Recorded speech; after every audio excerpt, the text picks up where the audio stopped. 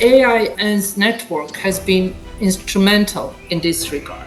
By equipping civil society with the tools and strategies to engage with the implementation process, it has helped turn paper victories into lived realities. Many kind of reforms have been actually implemented, partly thanks to the project's implementation, including some constitutional reforms, legal amendments, but also other steps in implementation of the leading judgments.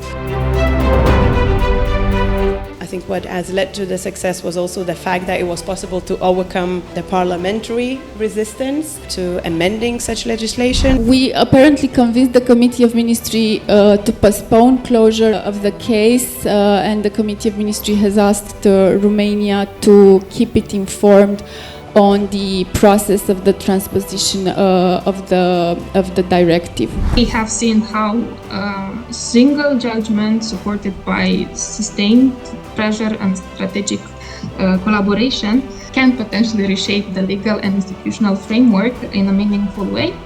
And the international pressure, the timing, of course, and political will also played a very important role.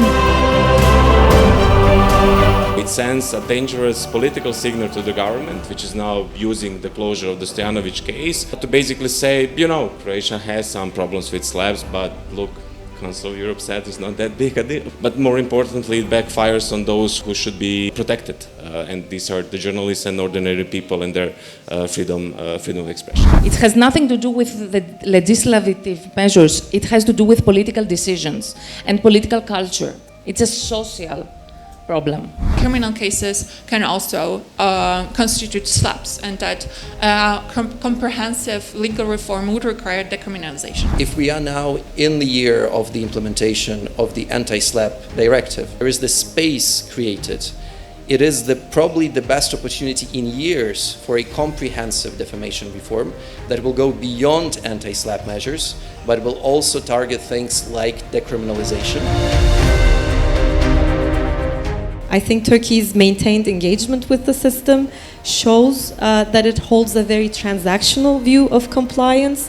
It views it as an important part of a cost-benefit analysis in its diplomatic economic relations, and I don't think it will abide by its obligations unless there is real pushback. I know many of us believe, including the Azerbaijani colleagues, that they cannot lose the Council of Europe. So we clearly need to think about any remaining tools and ways to address this. And so there clearly needs to be a significant shift in the Council of Europe approach if Azerbaijan is to stay in the European family. Thank the EIN for this, to keep this perspective in this discussion about freedom of expression, how the systemic repression, how the violation of other rights, and how this methodic kind of crackdown on human rights plays into this machinery of anti-freedom of expression, anti-human rights policy of an authoritative power.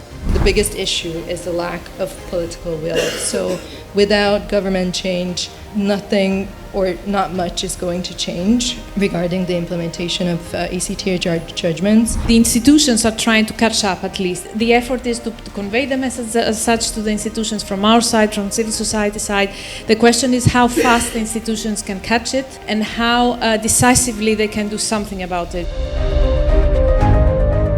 Winning a case in Strasbourg is only part of the battle, so implementation remains a critical and often overlooked front. Together with the EIN, we prepared and submitted a Route 9 submission before the Committee of Ministers, by which we gave the general background of different laws regulating public TV and communication in Italy. It is not only not an isolated case, but also it is connected to systematic issues of judiciary in Bulgaria. It was a warning what happens when a judge speaks up for rule of law and the state does everything it can to change the law to silence him.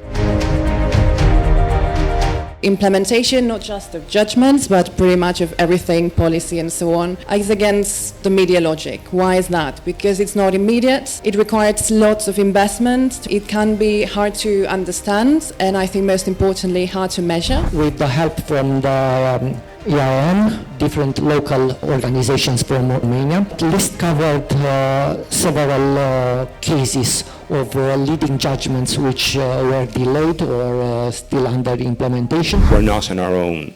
Civil society is absolutely vital, and we've worked very hard to develop those relationships. And also the media is absolutely essential, and they need us as much as we need them. Talking about public mobilization, do you want them to be on the stands, or do you want them to be on the pitch? The magic happens when you have many people on the pitch. How to link that momentary good or bad development with the human story which is behind in a continuous manner. A session dealing with AI and disinformation, and how AI can be also a tool for countering disinformation, but also a tool that can be used to spread disinformation. We share this commitment to defending human rights and freedoms, and including freedom of expression, and that is why it is also essential to join forces to achieve our own common goals. This forum, for example, is valuable to have such a discussion and have coordination efforts, trainings, exchanges. Our project was all about synergies, all about creating, enhancing synergies at national, at regional, at international level, because no single actor can claim victory and impact on any given development. It is a pooling effect which comes from the combined work of many different actors.